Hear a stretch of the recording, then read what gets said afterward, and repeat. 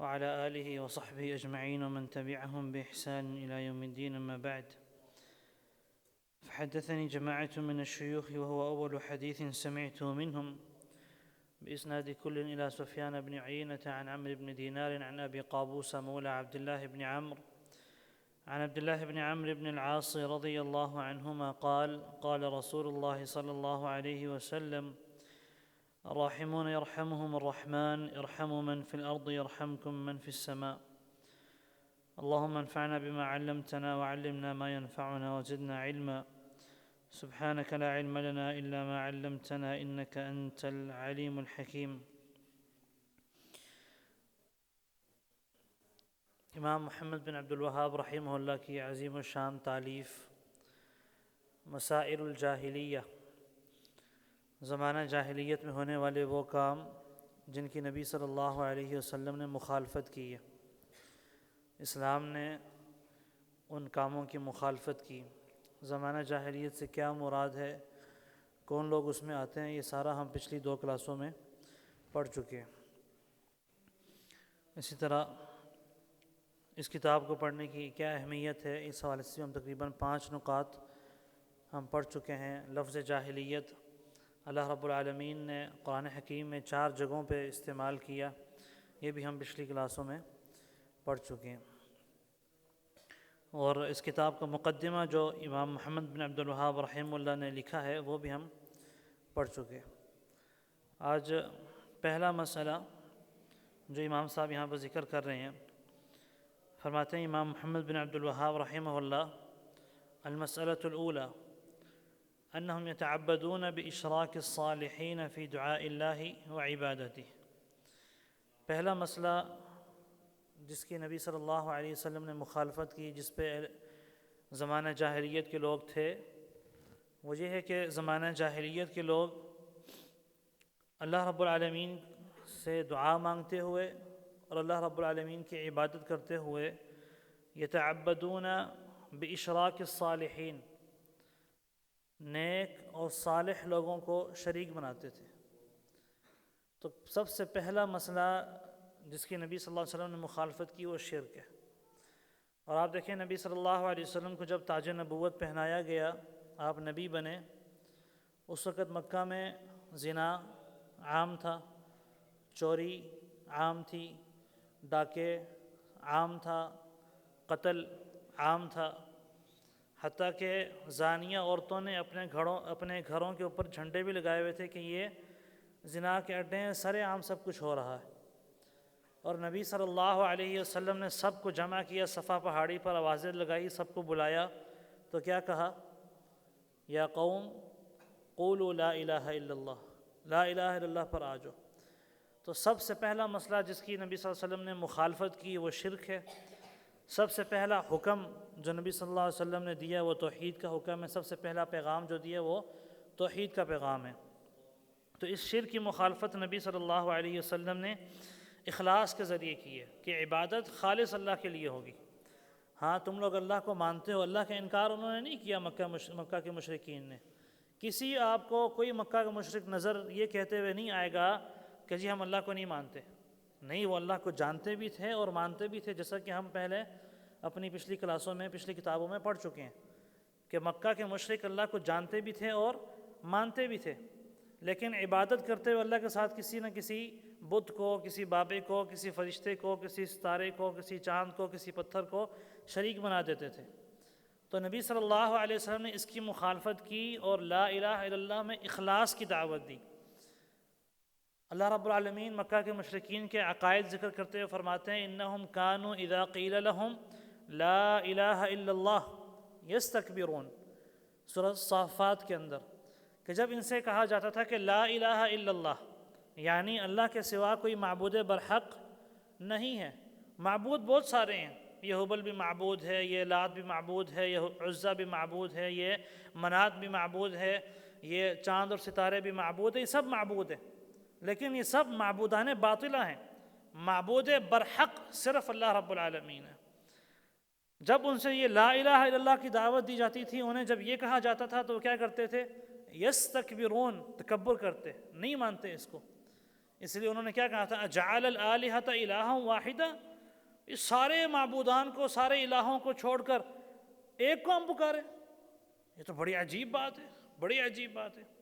تو اللہ رب العالمین نے ان کے اس خالص توحید کے پر جو انہوں نے تکبر کیا، خالص توحید کو نہیں مانا، شرک کرنا شروع کر دیا، اس کی جو ہے وہ مخالفت کا حکم نبی صلی اللہ علیہ وسلم کو دیا، اور نبی صلی اللہ علیہ وسلم نے اس کی مخالفت کی، اور فرمایا وَقُومُوا لِلَّهِ قانتین، اللہ کے لیے کھڑے ہو جاؤ مخلص، کہ اس کھڑے ہونے میں، اس سجدے میں، اس رکوع میں، اس پکار میں، اس دعا میں، کوئی بھی عبادت ہو اس میں شرک کا جو ہے وہ ہلکا سا شائبہ تک بھی نہ ہو۔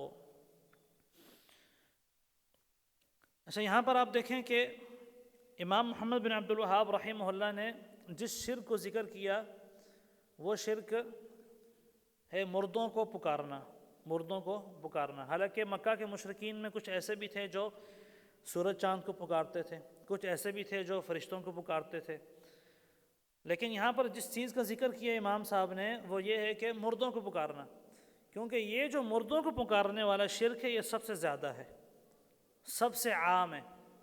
آج کے زمانے میں بھی، آج کے زمانے میں اگر کوئی انسان یا علی مدد کہتا ہو یا رسول اللہ مدد کہتا ہو، شرک کرتا ہو، اور ساتھ نماز بھی پڑھ لے، پگڑی باندھ لے، ہاتھ میں تسبیح رکھ لے، روزہ رکھ لے، صدقہ خیرات کر لے، لوگ کہتے ہیں پکا مسلمان ہے، لوگ اسے پکا مسلمان سمجھتے ہیں، اللہ کی نظر میں وہ پکا دائرہ اسلام سے خارج ہوتا ہے۔ تو لوگوں کی نظر میں مردوں کو پکارنے والا مشرک ہی نہیں ہے، بنسبت اس کے کہ اگر کوئی مسلمان وہ لا الہ الا اللہ بھی پڑھے لیکن اپنے سامنے ایک بت کو رکھ لے، ہنومان کو رکھ لے، کسی اور بت کو رکھے اور اس کے سامنے سجدہ کر لے، عام مسلمان بھی جن کو دین کا اتنا علم نہیں وہ بھی اسے کافر کہیں گے۔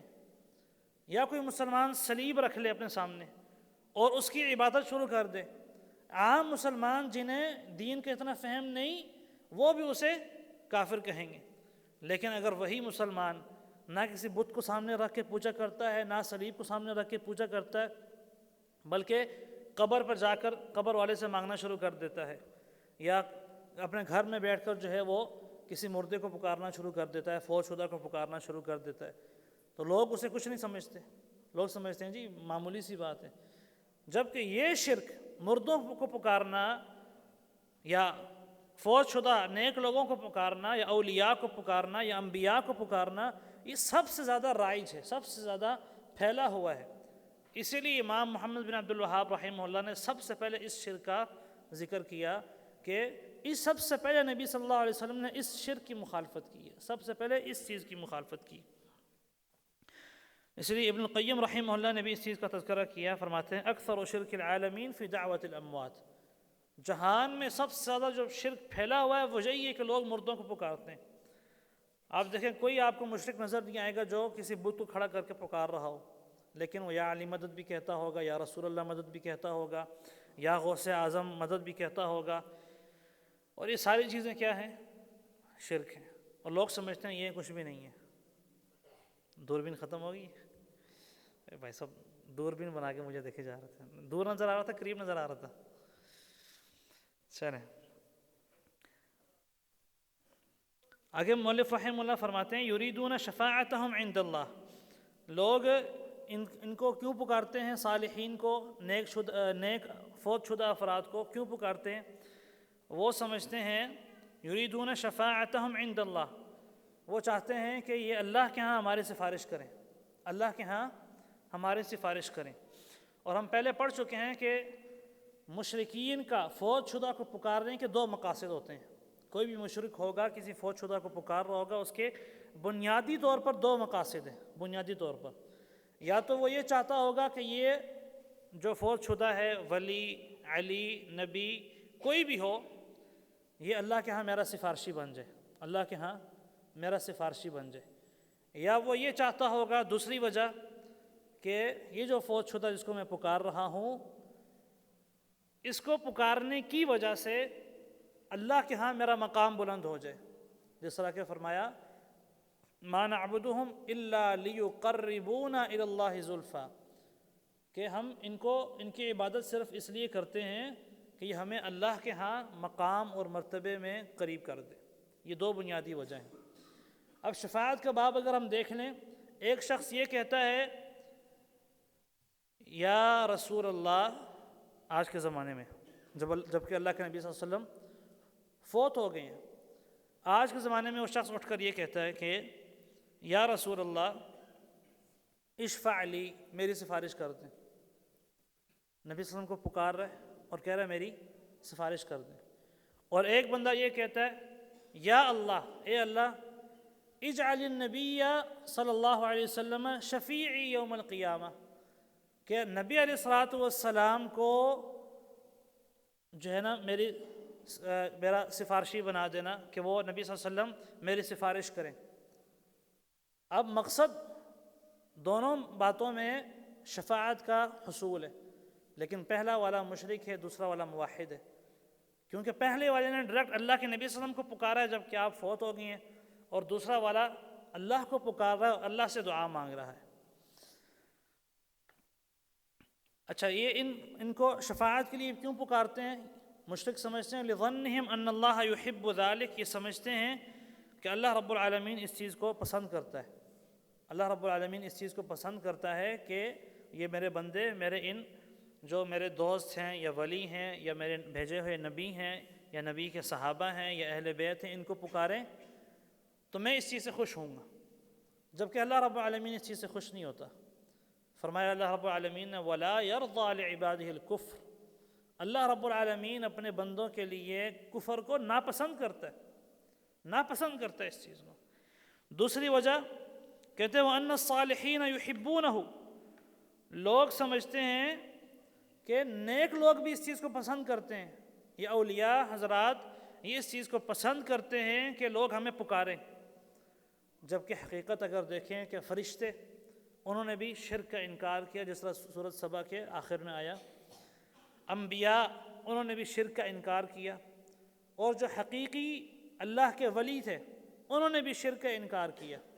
جس حضرت علی رضی اللہ عنہ کو دیکھ رہے ہیں، جب لوگوں نے کہا کہ آپ ہی ہمارے معبود ہیں، تو حضرت علی رضی اللہ عنہ نے ان لوگوں کو زندہ جلایا۔ تو جو حقیقی اللہ کا ولی ہوگا وہ اس چیز کا انکار کرے گا کہ اللہ کو یعنی اللہ سے ڈائریکٹ مانگنے کو چھوڑ کر میرے ذریعے اور میرے وسیلے سے مانگا جائے۔ جو اس چیز کو پسند کرتا ہے وہ اللہ کا ولی ہو نہیں سکتا۔ اللہ کا ولی وہی ہوگا جو توحید کو پسند کرتا ہے اور شرک سے نفرت کرتا ہے، توحید کی دعوت دیتا ہے، شرک سے منع کرتا ہے۔ جس طرح کہ اللہ تعالیٰ نے فرمایا، مؤلف رحمہ اللہ فرماتے ہیں کما قال تعالی وَيَعْبُدُونَ مِن دُونِ اللَّهِ مَا لَا يَضُرُّهُمْ وَلَا يَنفَعُهُمْ، کہ لوگ اللہ کو چھوڑ کر اوروں کی عبادت کرتے ہیں، وَيَقُولُونَ ان کی جو نہ ان کو نقصان دے سکتے ہیں اور نہ ان کو نفع دے سکتے ہیں، وَيَقُولُونَ اور وہ کہتے ہیں هَؤُلَاءِ شُفَعَاؤُنَا عِندَ اللَّهِ، کہ اللہ کے ہاں یہ ہمارے سفارشی ہیں۔ اب اللہ رب العالمین نے اس آیت میں غیر اللہ کو پکارنا اس وجہ سے کہ وہ ہمارا سفارشی بن جائے اس کو عبادت قرار دیا۔ فرمایا وَيَعْبُدُونَ، وہ عبادت کرتے ہیں۔ عبادت کیا ہے؟ وَيَقُولُونَ هَؤُلَاءِ شُفَعَاؤُنَا عِندَ اللَّهِ، کہ یہ ہمارے سفارشی ہیں، اللہ نے اس کو عبادت قرار دے دیا اور اللہ نے اس کو شرک بھی قرار دے دیا۔ وَيَعْبُدُونَ مِن دُونِ اللَّهِ، اللہ کو چھوڑ کر پکارتے ہیں تو گویا یہ شرک ہو گیا۔ اسی طرح دوسری آیت میں فرمایا وَالَّذِينَ اتَّخَذُوا مِن دُونِهِ، جنہوں نے اپنا لیے ہیں اس کے علاوہ، کس کے علاوہ؟ اللہ کے علاوہ اپنا لیے ہیں، اولیاء، ولی، مددگار، دوست، وہ کیا کہتے ہیں ما نعبدہم، ہم ان کی عبادت نہیں کرتے، الا صرف اس لیے لیقربونا الی اللہ زلفا، کہ یہ درجے میں، مقام میں، شرف میں ہمیں اللہ کے قریب کر دے۔ تو اللہ رب العالمین نے واسطہ اور وسیلہ اپنانے کو عبادت غیر اللہ بھی قرار دیا، شرک بھی قرار دیا، اور اسی آیت کے آخر میں فرمایا ان اللہ لا یہدی من ہوا کاذب کفار، جھوٹ بھی قرار دیا اور کفر بھی قرار دیا۔ مؤلف رحمہ اللہ فرماتے ہیں وَهَذِهِ أَعْظَمُ مَسْأَلَةٍ خَالَفَهُمْ فِيهَا رسول اللہ صلی اللہ علیہ وسلم، یہ جو مسئلہ ہے اللہ کو چھوڑ کر نیک لوگوں کو پکارنا، ولیوں کو پکارنا، یہ سب سے بڑا مسئلہ ہے جس میں نبی صلی اللہ علیہ وسلم نے ان کی زمانہ جاہلیت کو لوگوں کی مخالفت کی ہے۔ اب آپ یہاں سے اندازہ لگائیں کہ مؤلف رحمہ اللہ کی ہم یہ تیسری کتاب پڑھ رہے ہیں، اور بار بار مؤلف رحمہ اللہ جو ہے وہ توحید کی اہمیت ہمیں سمجھا رہے ہیں، شرک کا خطرہ ہمیں بتا رہے ہیں، توحید کی طرف بلا رہے ہیں، اور لوگ ہمیں کیا کہتے ہیں جی ان کو تو توحید اوور ڈوز ہوئی ہوئی ہے، ہر وقت توحید بات کرتے ہیں، توحید کے علاوہ کی بات ہی نہیں ہے۔ جس بندے کو توحید سمجھ آ جائے نا، اور اس کو توحید کی لذت آ جائے، وہ یہ بات کر ہی نہیں سکتا کہ توحید کی لذت حاصل کرنے والا بندہ ہر وقت توحید ہی کی بات کرتا ہے۔ جس کو توحید کی لذت حاصل نہیں ہوئی وہ پھر کہتا ہے کہ جی توحید کو چھوڑ دے، کچھ اور بات کرے۔ اب صحابہ کرام کو دیکھیں، صحابہ کرام جو کہ اللہ کے نبی صلی اللہ علیہ وسلم کے صحابہ ساتھی، قرآن کو اترتے ہوئے دیکھنے والے، ان کے دلوں میں کس قدر توحید جو ہے مضبوط ہوگی۔ وہ بھی کہتے ہیں تعالوا نؤمن ساعہ، آؤ اکٹھے بیٹھیں تھوڑے ایمان کی باتیں کرتے ہیں۔ وہ ایمان کی باتیں کیا ہیں؟ توحید کی باتیں۔ پھر وہ شرک، زمانہ جاہلیت میں جو شرک کرتے تھے وہ باتیں یاد کرتے تھے، اس پر ہنستے تھے، اللہ کا شکر ادا کرتے تھے کہ ہمیں توحید کی سمجھ آ گئی ہے۔ تو ہر وقت توحید کی بات جو ہے نا وہ کرتے رہنا چاہیے، تاکہ توحید دل میں مضبوط ہو۔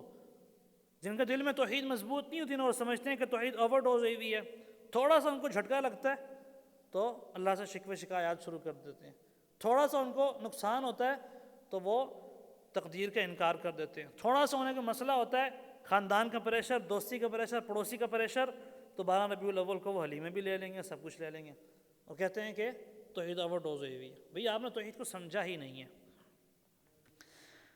کہتے ہیں فَأَتَى بِالْإِخْلَاصِ، اللہ رب العالمین نے نبی صلی اللہ علیہ وسلم کو اس مسئلے کی مخالفت کا حکم دیا، اور کیا لے کر آئے؟ اخلاص۔ الا للہ الدین الخالص قل اللہ اعبد مخلصا لہ دینی، میں اللہ کی عبادت کرتا ہوں اپنی عبادت میں اخلاص، نہ کسی کو دکھانے کے لیے نہ کسی اور کے لیے، بلکہ اللہ رب العالمین کی ذات وحدہ لا شریک کے لیے، وحدہ لا شریک کے لیے۔ وَأَخْبَرَ أَنَّهُ دِينُ اللَّهِ الَّذِي أَرْسَلَ جَمِيعَ الرُّسُلِ، اور نبی صلی اللہ علیہ وسلم نے اس بات کی خبر دی کہ یہ توحید جو ہے یہی اللہ کا وہ دین تھا جس کو اللہ نے تمام انبیاء کے ذریعے بھیجا، تمام انبیاء کو یہی دین دے کر بھیجا۔ آدم علیہ السلام سے لے کر محمد صلی اللہ علیہ وسلم تک تمام انبیاء نے ایک چیز کی دعوت دی، اور وہ توحید ہے، وہ توحید ہے۔ فرمایا اللہ رب العالمین نے وَمَا أَرْسَلْنَا مِن قَبْلِكَ مِن رَّسُولٍ إِلَّا نُوحِي إِلَيْهِ أَنَّهُ لَا إِلَهَ إِلَّا أَنَا فَاعْبُدُونِ، اے نبی صلی اللہ علیہ وسلم، آپ سے پہلے ہم نے کوئی بھی رسول نہیں بھیجا مگر اسے ہم نے یہ وحی کی أَنَّهُ لَا إِلَهَ إِلَّا أَنَا، کہ میرے علاوہ کوئی معبود برحق نہیں، فَاعْبُدُون، میری ہی عبادت کرو۔ وَلَقَدْ بَعَثْنَا فِي كُلِّ أُمَّةٍ رَّسُولًا، ہم نے ہر امت میں رسول بھیجا، کیا پیغام دے کر؟ أَنِ اعْبُدُوا اللَّهَ، عبادت اللہ کی کرو، وَاجْتَنِبُوا الطَّاغُوتَ، اور طاغوت سے بچ جاؤ۔ طاغوت کی وجہ سے تفصیلی بات ہم پہلے پچھلی کلاسوں میں کر چکے ہیں۔ آپ دیکھیں نوح علیہ السلام کو وَلَقَدْ أَرْسَلْنَا نُوحًا إِلَىٰ قَوْمِهِ، البتہ تحقیق ہم نے نوح کو بھیجا اپنی قوم کی طرف، کیا کہا؟ فَقَالَ يَا قَوْمِ اعْبُدُوا اللَّهَ، اے میری قوم اللہ کی عبادت کرو۔ وَإِلَىٰ ثَمُودَ أَخَاهُمْ صَالِحًا، ثمود علیہ السلام کو صالح علیہ السلام کو قوم ثمود کی طرف بھیجا، اور کیا کہا؟ وَإِلَىٰ ثَمُودَ أَخَاهُمْ صَالِحًا قَالَ يَا قَوْمِ اعْبُدُوا اللَّهَ، اے میری قوم اللہ کی عبادت کرو۔ وَإِلَىٰ عَادٍ أَخَاهُمْ هُودًا، قوم عاد کی طرف ان کے بھائی ہود علیہ السلام کو بھیجا، قَالَ يَا قَوْمِ اعْبُدُوا اللَّهَ، اے میری قوم اللہ کی عبادت کرو۔ وَإِلَىٰ مَدْيَنَ أَخَاهُمْ شُعَيْبًا، مدین میں رہنے والے لوگوں کی طرف ان کے بھائی شعیب علیہ السلام کو بھیجا، قَالَ يَا قَوْمِ اعْبُدُوا اللَّهَ، انہوں نے کہا اے قوم اللہ کی عبادت کرو۔ ہر نبی نے آ کر توحید کا پیغام دیا۔ وَأَنَّهُ لَا يَقْبَلُ مِنَ الْأَعْمَالِ إِلَّا الْخَالِصِ، فرماتے ہیں مؤلف رحمہ اللہ کہ اللہ رب العالمین صرف خالص اعمال قبول کرتے ہیں، جس میں ملاوٹ ہو، جس میں شرک کی ملاوٹ ہو، شرک کی آمیزش ہو، اللہ قبول ہی نہیں کرتا، اللہ رب العالمین قبول نہیں کرتے۔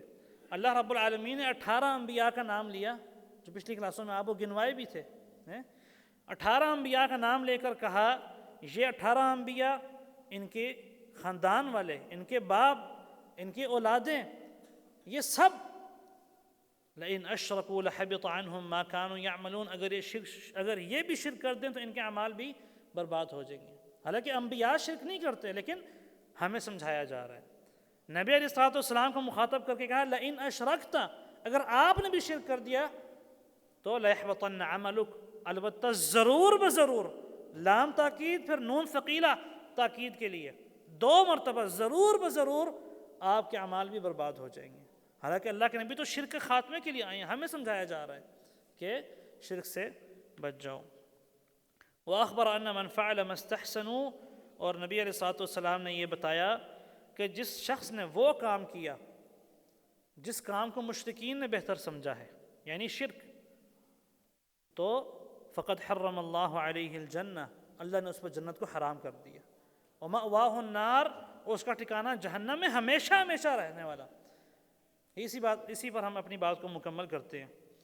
اللہ رب العالمین فرماتے ہیں غالباً سورۃ مائدہ میں، انہ من یشرک باللہ، جو بے شک معاملہ یہ ہے کہ جو کوئی اللہ کے ساتھ شرک کرتا ہے، فقد حرم اللہ علیہ الجنہ، اللہ نے اس پہ جنت کو حرام کر دیا۔ ومأواہ النار، اس کا ٹھکانہ جہنم بنا دیا۔ وما للظالمین من انصار، اور ان ظالموں کے لیے، یہ ظالم ہیں جو اللہ کے ساتھ شرک کر رہے ہیں، اس ظلم کے ارتکاب کرنے والوں کے لیے، وما للظالمین من انصار، ان کا کوئی مددگار نہیں ہوگا، کوئی مددگار نہیں ہوگا۔ اس لیے اس شرک کی سنگینی کو سمجھیں اور توحید کی اہمیت کو سمجھیں کہ کوئی شخص یا علی مدد کہتے ہوئے فوت ہو جائے، یا رسول اللہ مدد کہتے ہوئے فوت ہو جائے، اس عقیدے پر بغیر توبہ کیے جنت میں اس کا داخلہ ممکن نہیں ہے۔ جنت اللہ نے ان کے لیے بنائی ہی نہیں ہے، جنت اللہ نے اہل توحید کے لیے بنائی ہے۔